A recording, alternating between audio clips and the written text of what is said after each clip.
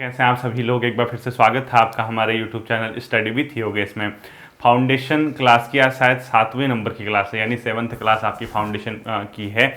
और ध्यान रखना जो आने वाला हफ्ता है यानी जो नेक्स्ट वीक है, सैटरडे संडे आपका फाउंडेशन नहीं आएगा, ठीक है। वो सैटरडे संडे वहाँ पर क्योंकि आप जानते हैं और छुट्टियाँ हैं तो मैं हूँ नहीं यहाँ पे, क्रैश कोर्स की क्लास वहाँ पे आएगी। तो मंडे क्योंकि शायद 15 अगस्त को स्वतंत्रता दिवस होगा, उस दिन क्लास नहीं आएगी आपकी। 16 को जो है हम वो जो आपका फाउंडेशन वाला है यानी जो सैटरडे संडे में क्रैश कोर्स कवर करूँगा, वो जो बची हुई उसकी भरपाई है वो मंडे के बाद यानी 16 और 17 को मैं उसको कंप्लीट कर दूंगा, ठीक है। तो आज आपका जो नेक्स्ट टॉपिक शुरू होता है, इसके 2 पार्ट आने हैं और इसको हेडिंग आप लोग लिख लीजिए, कार्तिकेयपुर या कत्यूरी राजवंश, ठीक है। कार्तिकेयपुर राजवंश, और इसी को कई इतिहास क्या मानते हैं, कत्यूरी राजवंश मानते हैं, ठीक है। इसी को कई इतिहासकार क्या मानते हैं बच्चों, कत्यूरी राजवंश मानते हैं। अब कई मतलब मानने के पीछे क्या लॉजिक है क्या नहीं है वो फिर हम आएंगे।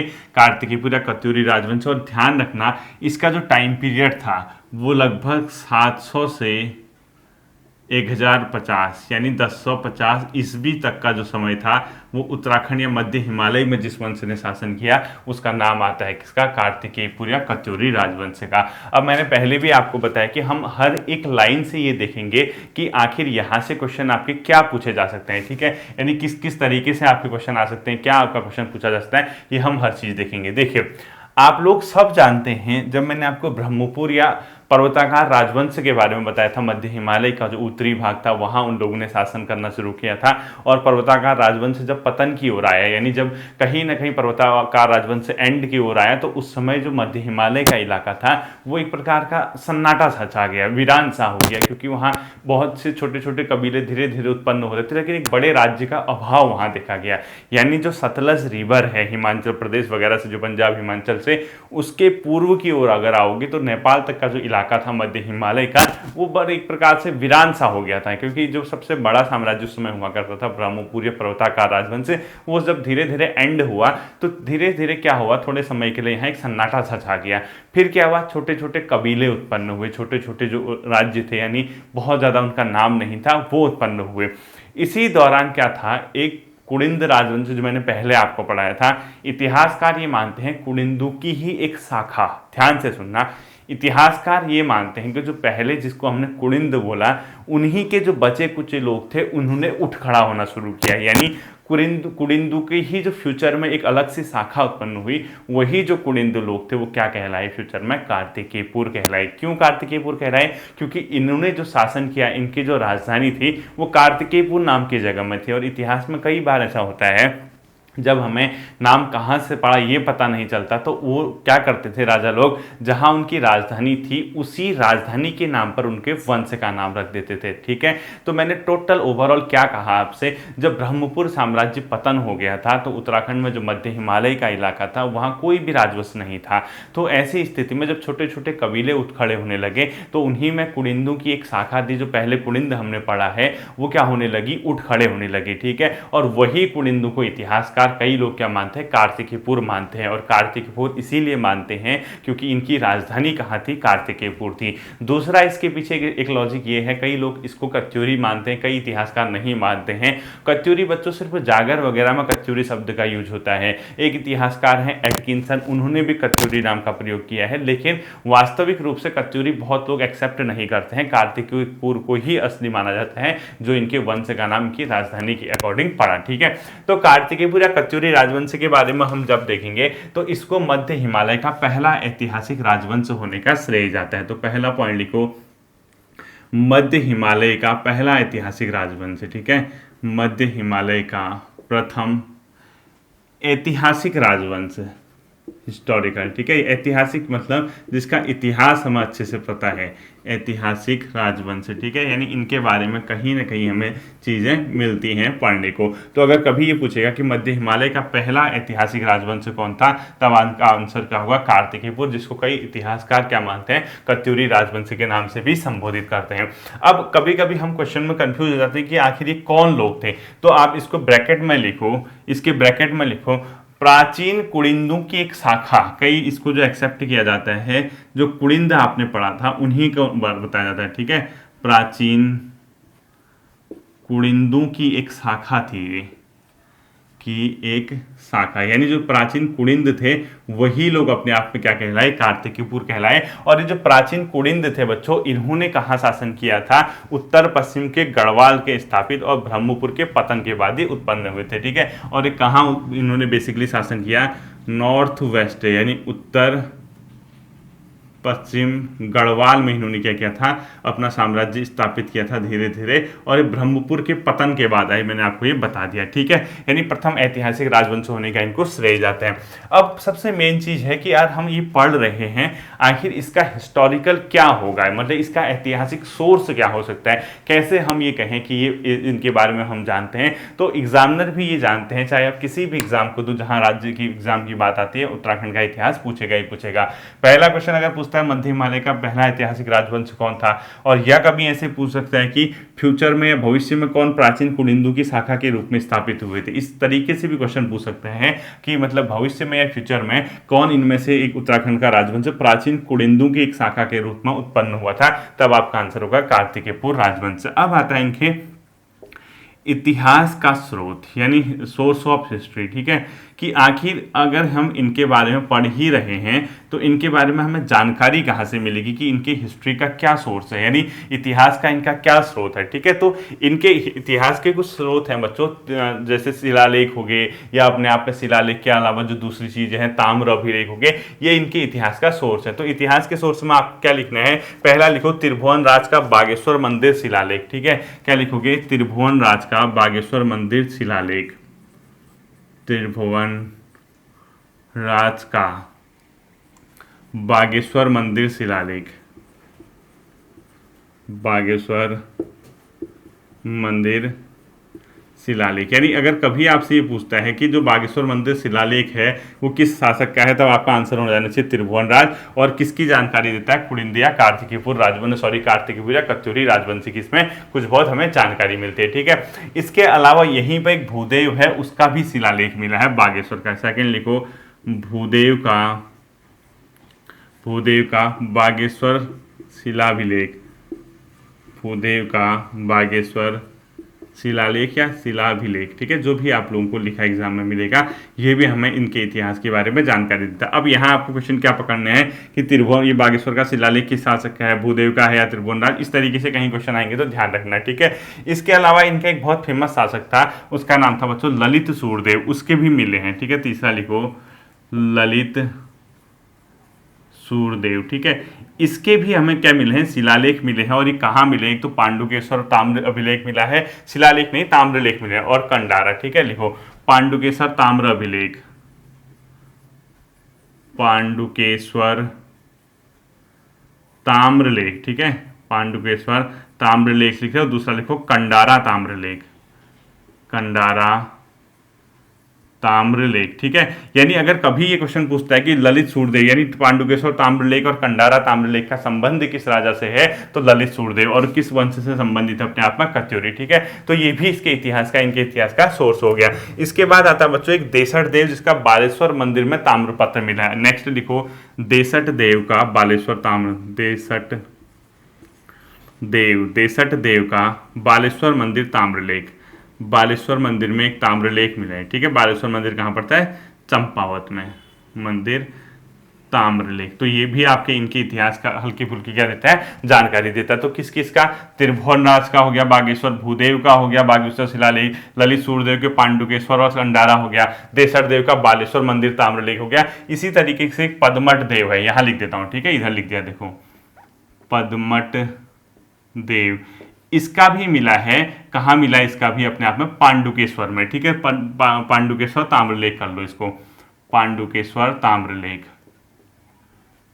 पांडुकेश्वर ताम्रलेख, ठीक है। ये भी किस शासक का अपने आप में है, पदमठ देव का, जो किसकी जानकारी देता है, इतिहास का सोर्स बताता है कार्तिकेयपुर, ठीक है। इसके बाद अंतिम आता है सुभिक्षी राजदेव का, जो कि पांडुकेश्वर से मिला है, ठीक है। सुभिक्षी राजदेव लिख लो, कहाँ पे, इधर ही लिख देता हूं मैं, ठीक है, आप समझ जाओगे। यहाँ पर सुभिक्षी राजदेव यही लिख दिया मैंने, ठीक है, सुभिक्ष राजदेव, सुभिक्षी राजदेव। और इसका भी कहां से मिला है? पांडुकेश्वर ताम्रलेख,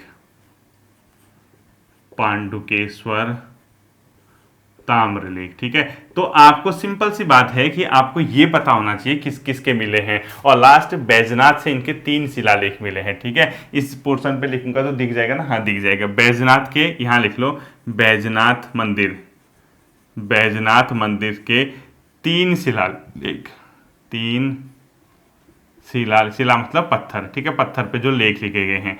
ठीक है, ये तो ये टोटल इनके हिस्ट्री का अपने आप में एक सोर्स है। अब देखना क्या क्वेश्चन पूछ सकता है आपसे।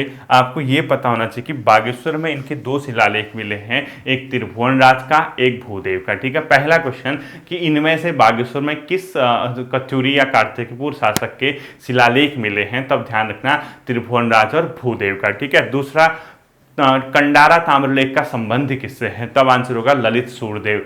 पांडुकेश्वर ताम्रपत्र किस किन शासकों के मिले हैं? ललित सूर्यदेव का मिला है, पद्मठ देव का मिला है, सुभिक्षी राजदेव का मिला है।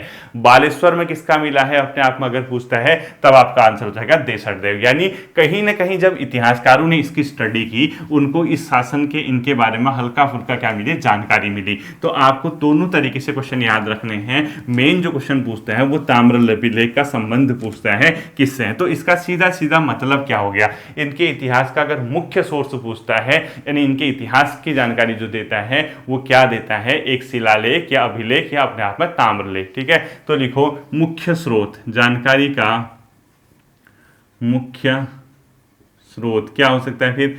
एक तो ताम्रलेख हो सकते हैं और ताम्रलेख के साथ साथ शिलालेख। ठीक है, और ये कहाँ कहाँ कैसे कैसे मिल रहे हैं ये मैंने आपको बता दिया है, ये आपको ध्यान रखना है। ठीक है, ये 2 चीज़ें आपको पता होनी चाहिए।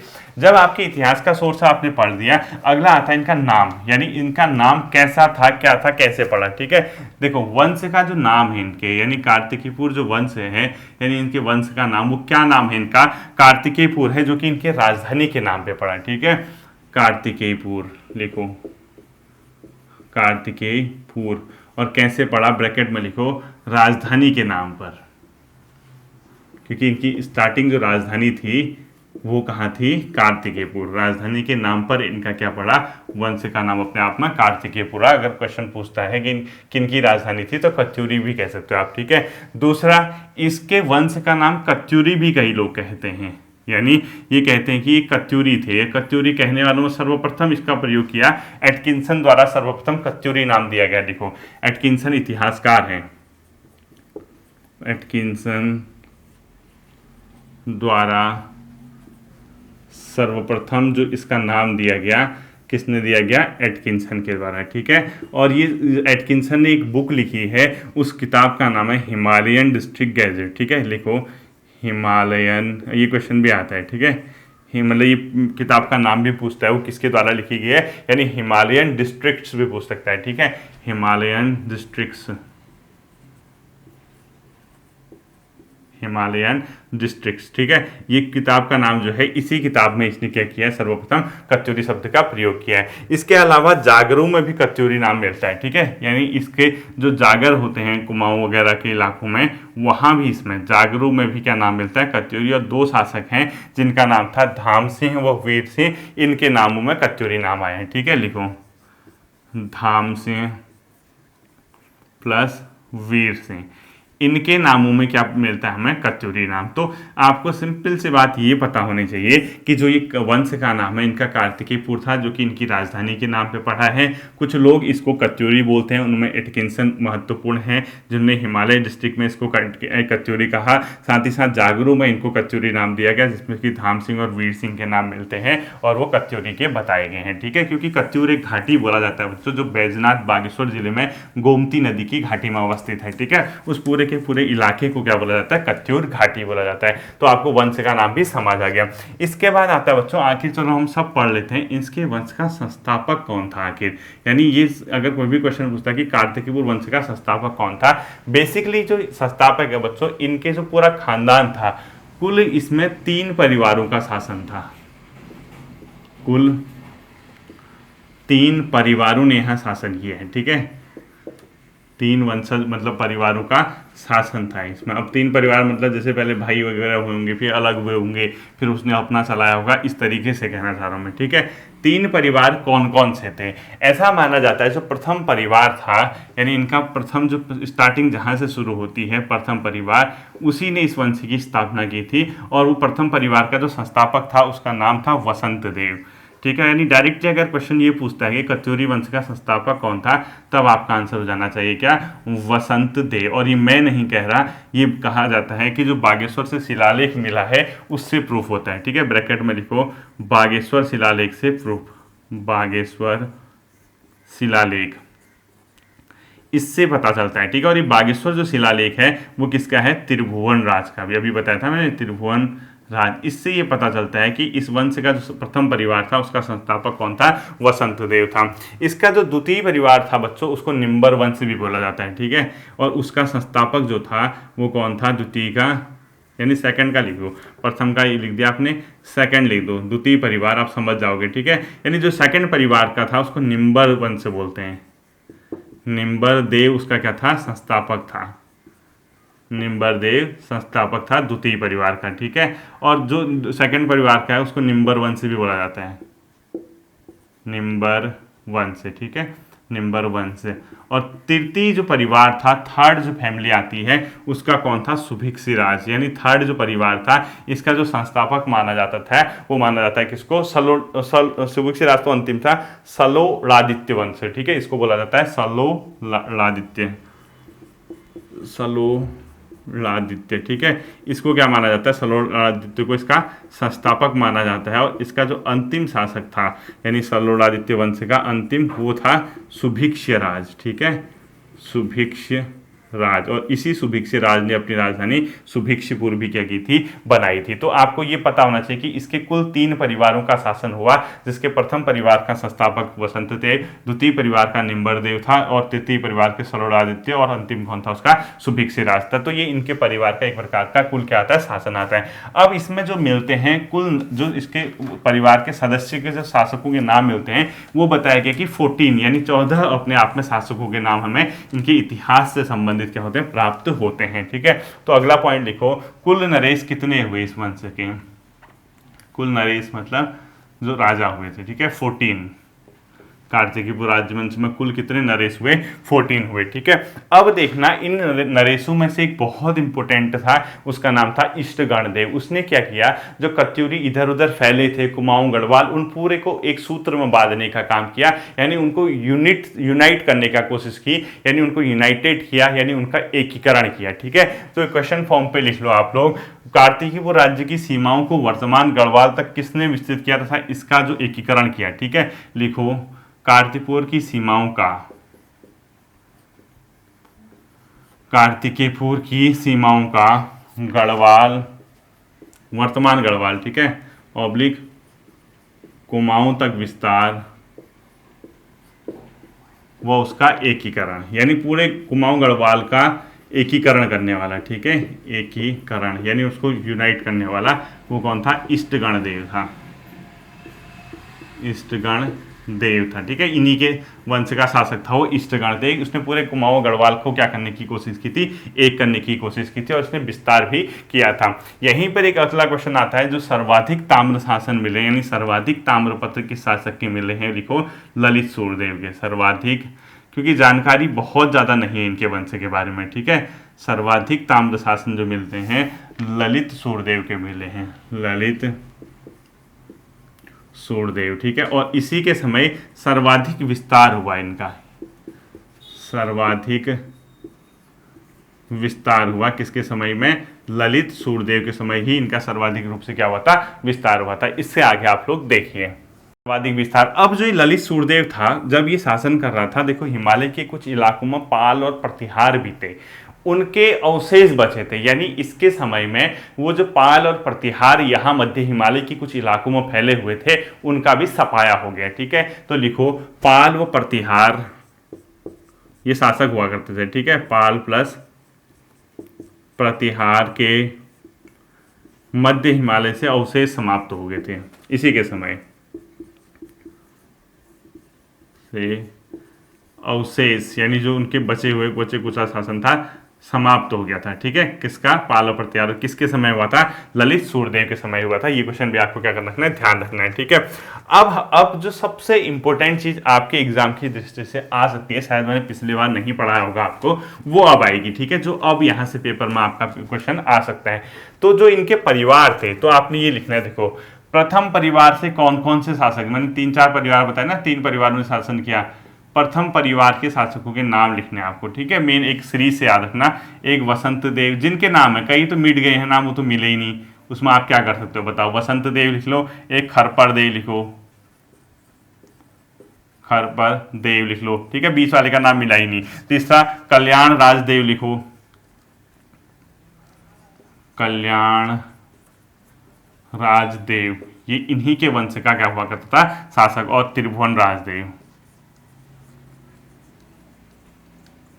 राजदेव। ठीक है, ये बेसिकली क्या थे, प्रथम परिवार के शासक थे। जो बाकी होंगे उनके नाम वगैरह नहीं मिले। तो वसंत देव, खरपर देव, कल्याण राजदेव, त्रिभुवन राजदेव कार्तिकीपुर वंश के प्रथम परिवार के क्या थे, शासक थे। और इनके स्रोत जो मिलता है, कैसे हमें इनकी जानकारी के बारे में पता चलता है? स्रोत क्या है इनका? बागेश्वर शिलालेख। ठीक है, बागेश्वर से जो शिलालेख मिले हैं वो इनकी क्या देता है, जानकारी देता है। ये क्वेश्चन भी आपका ध्यान में रखने वाला होगा। ठीक है, इसके बाद जो दूसरा आता है बच्चों सेकंड, उसमें के जो आते हैं निम्बर, इष्टगणदेव, ललित सूर्यदेव और भूदेव आता है। ठीक है, लिखो सेकंड परिवार यानी द्वितीय परिवार लिखोगे, उसके अंदर कौन से लिखोगे? एक लिखोगे निम्बर, इष्टगणदेव, तीसरा ललित सूर्यदेव, ललित सूर्यदेव, और फोर्थ आता है भूदेव। कभी अगर ये मैच करने को आगे ना कौन से किस परिवार के थे, तो आपने नाम तो सुने होंगे लेकिन परिवार भी आपको पता चल गया कि प्रथम परिवार में कौन आते थे, द्वितीय परिवार में कौन आते थे, ये क्वेश्चन आपको पता चल गया। ठीक है, इसी प्रकार से तृतीय परिवार आता है जिसमें सल्लोड़ आदित्य, इच्छट देव, देसठ देव, पदमठ देव आते हैं। ठीक है, तो तृतीय परिवार लिखो आप लोग, प्रथम सेकंड लिख दिया, यहाँ लिख देता हूँ। ठीक है, तृतीय परिवार यानी तीसरा जो परिवार था उसके अंदर कौन कौन से आते हैं वो देखना है। ठीक है, थर्ड लिख दो, तीसरा परिवार। इसके अंदर जो आते हैं मेन वो कौन थे? सबसे पहले लिखो सल्लोलादित्य, सल्लोलादित्य। ठीक है, उसके बाद जो अगला आता है इच्छट देव आता है, फिर आता है देसठ देव जिसका नाम कहाँ मिला है आपको? बालेश्वर ताम्रपत्र में। फिर आता है पदमठ देव, पदमठ देव। ठीक है, और लास्ट आता है सुभिक्ष राजदेव, सुभिक्ष राजदेव। जो अभी लिखा है ना मैंने, अंतिम शासक कौन था।